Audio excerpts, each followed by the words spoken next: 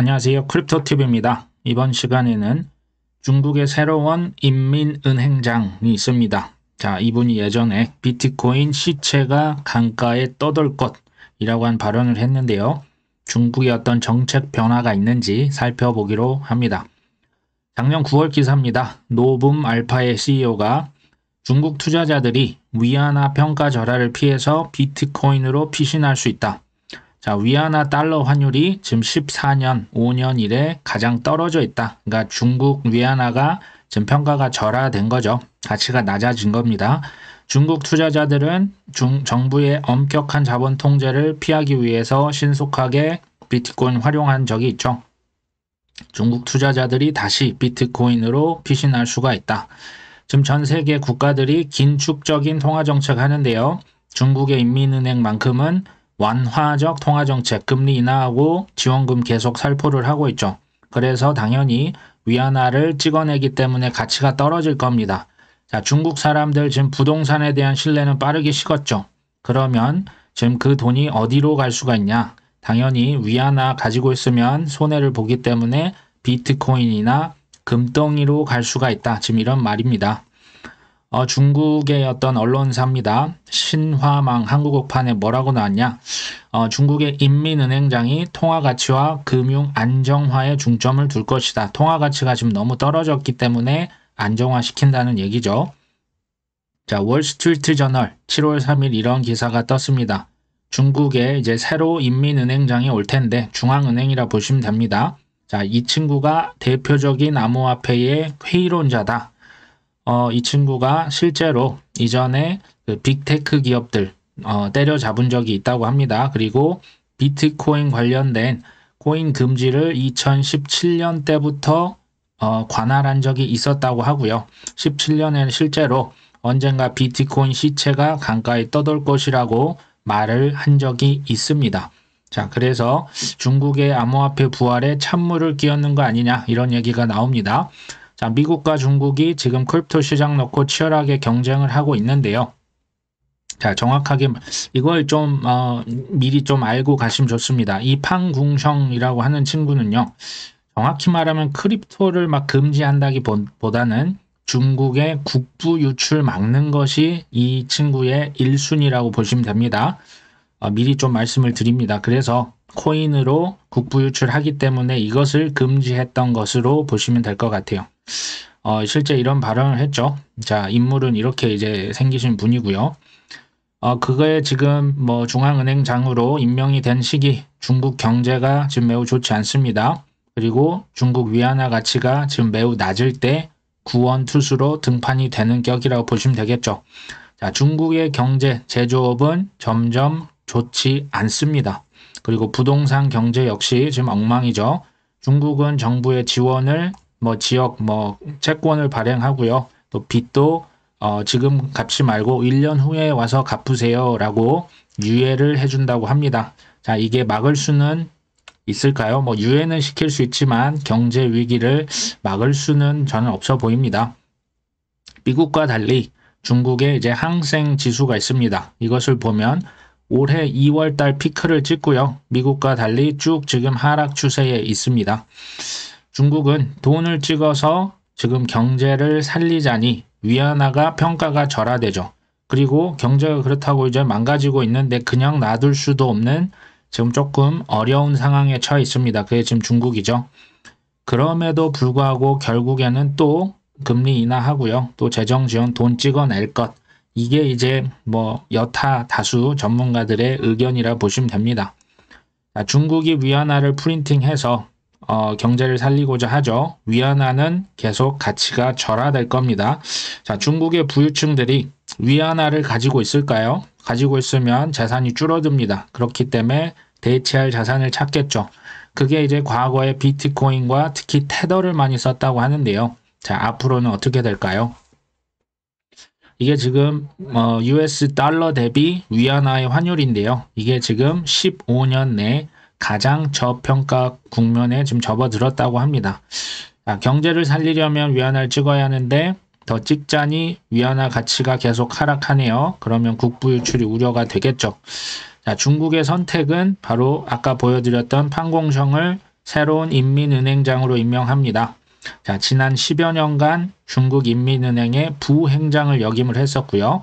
중국의 최대 은행 2개를 실제로 IPO까지도 진두지휘를 한 그런 분이라고 합니다. 또 외환국, 이제 외국 보유고죠. 외환국의 임원 출신이고요. 중국 내 외환들을 실제로 관리를 해서 자본 유출을 엄격히 금지했던 그런 이력도 있습니다. 또 중국에 있는 코인과 테크, 빅테크, 알리바바, 텐센트 같은 테크 기업들 죽이기에 일가견이 있는 분이라고 합니다. 중국의 위안화를 너희가 공매도를 친다고 그러면 해볼 템 해봐. 위안화 펌핑 시켜서 다 시체로 만들어주마. 이분의 여러 가지 경제 철학을 제가 그냥 간단히 요약해서 말씀을 드린 겁니다.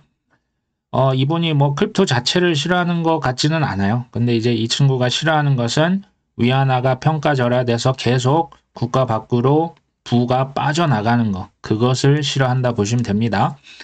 홍콩의 크립토 친화 모드가 지금 찬물 끼얹혀지는 거 아니냐. 그래서 지금 이런 발언이 당연히 나올 수가 있겠죠. 중국의 위안화 가치가 지금 계속 하락이 된다면 국부 유출 우려가 커져서 크립토 금지 정책 또 나올 수 전 있다고도 봅니다. 하지만 중국 위안화 가치가 지금같이 하락이 아니고 상승 추세로 접어들면 국부 유출 우려가 좀 낮아지겠죠. 그러면 크립토 친화 정책을 계속 이어갈 수도 있겠다. 이게 이제 테더가요. 중국의 부유층들이 실제로 다른 해외로 자산을 옮기는데 많이 쓰였다고 합니다. 심지어 테더의 CTO는 테더 발행량의 40%가 해외 보관 목적으로 사용 중이다. 지금 이 발언을 삭제했다고 하는데요. 그만큼 중국 사람들이 테더를 많이 사용해서 국부를 유출했다고 합니다. 테더 및 관련 기업들은요. 본거지가 흥미롭죠. 홍콩에 있다고 하고요. 중국 인민은행장의 손아귀 영역 안에 있죠. 테더라고 하는 게 지금 인민은행장의 영역 안에 들어가 있습니다. 테더를 초기에 투자를 많이 했던 최대 주주 중에 한 명, 차오덩이라고 하는 친구가요. 21년 돈 세탁 혐의로 체포가 됐었다고 하고요. US 테더의 50% 이상이 바로 트론 블록체인에 발행이 되었다고 합니다. 자, 트론은 중국 정부와 긴밀한 관계에 있다고 잘 알려져 있죠. 트론의 창업자, 지금 저스틴 선 얼굴입니다. 저스틴 선이 그리고 올해 중국이 코인 개방할 것을 미리 알고 후오비 거래소를 인수한 것, 지금은 잘 알려져 있습니다. 후오비의 창업자가 바로 레온 리인데요. 이 친구한테 아까 그 저스틴 선이 그 후오비 거래소를 인수한 거죠. 그런데 이 레온 리는요, 중국의 중앙은행, 인민은행과 예전부터 친분이 있었다고 합니다.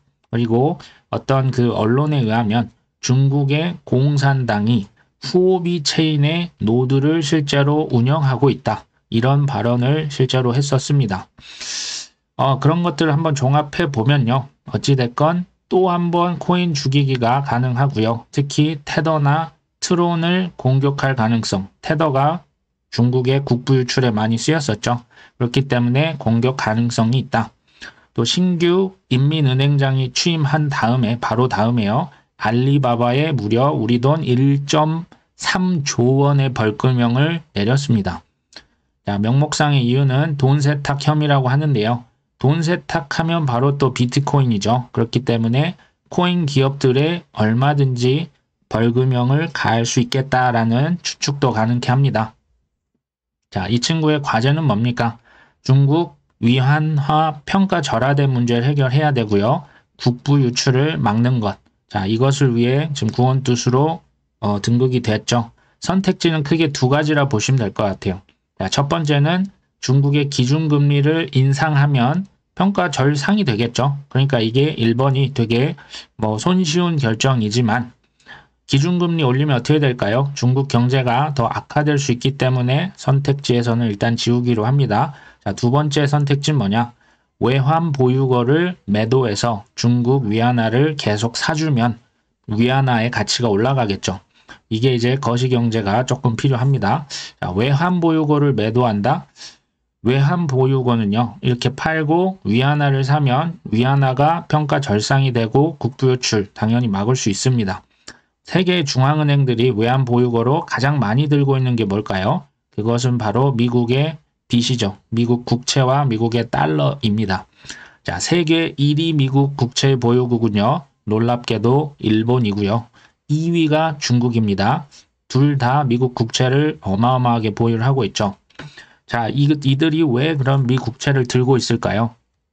미 국채 가지고만 있으면 이자를 가져다 주죠. 그리고 유동성 자산이기 때문에 얼마든지 현금화가 가능합니다. 그렇기 때문에 많이 들고 있었죠. 근데 중국이 미 국채를 얼마나 들고 있냐? 아까 2위라고 말씀드렸습니다. 대략 우리 돈으로 하면 1000조 원이 넘습니다. 어마어마한 미 국채를 중국이 지금 들고 있고요. 그런데 중국이 자국의 환율을 방어하기 위해서 지금 미국 국채를 계속 시장에 내다 팔고 있는 실정입니다. 미 국채 지금 매도 금액으로 중국의 위안화를 다시 사서 환율을 방어하고 있다고 보시면 될 것 같아요. 자, 중국이 미 국채를 다량 매도하면 당연히 미 국채 가격이 폭락하겠죠. 자, 미 국채가 가격이 폭락했는데요. 자, 지난번에 미국의 그 부채 한도가 상향이 됐고요. 자, 은행 위기도 진화를 한다는 것은 무슨 의미입니까? 돈이 아주 더 많이 찍어내서 돈이 많이 필요하다는 얘기죠. 자, 미국 국채를 대량 발행해서요. 이것을 팔아서 재무부와 연준이 현금으로 가져가고 있습니다. 자, 누군가 국채를 미국도 팔고요. 중국도 팝니다. 당연히 미국 국가 채권의 가격은 떨어질 수밖에 없죠. 이게 바로 미국뿐 아니라 글로벌 시장에 큰 충격을 줄 수 있다. 이렇게 보여집니다. 얼마 전에 자넷 옐런이 중국 찾아갔습니다. 여러 가지 지역적인 문제도 있겠지만 저는 이제 크립토 TV 채널이죠. 자, 미 국채 너무 많이 팔지 마세요 라고 부탁하러 간 것처럼 저는 느껴집니다. 중국은 단호하게 얘기합니다. 그건 당신이 신경 쓸 일이 아닙니다. 이거 이제 제가 그 요약을 한 거죠. 그 미팅 여러 가지 성과들 제가 요약을 한 거고요. 옐런이 중국 방문한 이유가 뭐냐? 중국 인민은행장 만나서 부탁하려고. 뭘 부탁합니까? 국채 너무 빠르게 또 많이 팔지 마세요. 자, 국채를 많이 팔게 되면 당연히 미국에 엄청난 부담이 될 수가 있습니다. 이따 또 말씀드리면 미국과 중국이 국채를 다량으로 팔게 되면 미국과 채권 가격이 떨어질 수가 있죠. 근데 지금 미국 은행들이 미 국채를 다량 보유하고 있죠. 근데 누가 지금 계속 채권을 판다고요? 당연히 국채 가격이 떨어질 수 있습니다. 그러면 은행들이 이제 미 국채를 가지고 자산으로 보유하고 있는데요. 그 국채의 가격이 떨어지면 어떻게 됩니까? 뱅크런 같은 거에 취약하게 되겠죠. 가지고 있는 자산이 지금 줄어드는데 지금 이제 대출도 불가능하게 되고요. 그렇기 때문에 또 다른 미국의 은행 위기가 발생이 할 수가 있다. 이렇게 되면 당연히 미국의 주식시장을 비롯해서 시장에 큰 충격이 가해질 수가 있습니다. 그래서 지금 자넷 옐런이 중국에 찾아갔다라고 하는 게 저는 맞는 말 같습니다. 자넷 옐런이 미 국채 계속 팔지 말고 달러와 위안화 스왑 협정을 하자. 달러를 내가 무한 공급을 해주겠다. 그러니 국채 제발 좀 그만 팔아라 했는데 제 생각에는 중국이 이에 응하지 않아 보입니다. 여러 가지 지금 기사 제목으로 봤을 때 그렇죠. 이게 이제 결국에는 미국과 유럽 또 중국과 러시아 등 정말 그 전 세계가 다극화 체제로 점점 가고 있다. 그리고 우리가 지금 좀 이제 위기가 점점 높아지고 있는 지역이 또 하나 있죠. 바로 중국과 대만인데요. 이건 역시도 지금 전쟁이 역사적으로 거스를 수 없는 흐름이 아닌가 하는 생각마저 들게 합니다. 결론으로 왔는데요. 제 생각은요. 자, 미국과 중국이 코인 또 자국의 이익을 포기할까요? 절대 포기 안 할 것 같습니다. 하지만 중국발 코인 흔들기는 또 한 번 가능할 수 있어요. 테더다, 트론이다 여러 가지 이유로 들 수가 있을 것 같고요. 또 세계 경제 위기 올 수 있습니다. 자, 이때 만약에 엄청난 또 경기 침체가 닥친다면 현금 모아서 바이 더 딥 해야죠. 자, 이런 것들을 제가 이제 팩트를 말씀드리면 역사적으로 큰 수많은 억만장자가 탄생했을 때가 바로 언제입니까? 전쟁이 발생했을 때고요. 큰 질병이 창궐했을 때고요. 엄청난 경제 위기가 닥쳤을 때입니다. 바로 이때 수많은 억만장자가 탄생했습니다. 이때가 기회죠. 온다면 현금 모으고 공부하셨던 거, 소신을 믿음을 쌓으셨던 거 이때 기회를 잘 잡으셨으면 하는 마음이 있습니다. 자, 오늘 방송 여기까지 합니다. 끝까지 시청해 주셔서 감사합니다.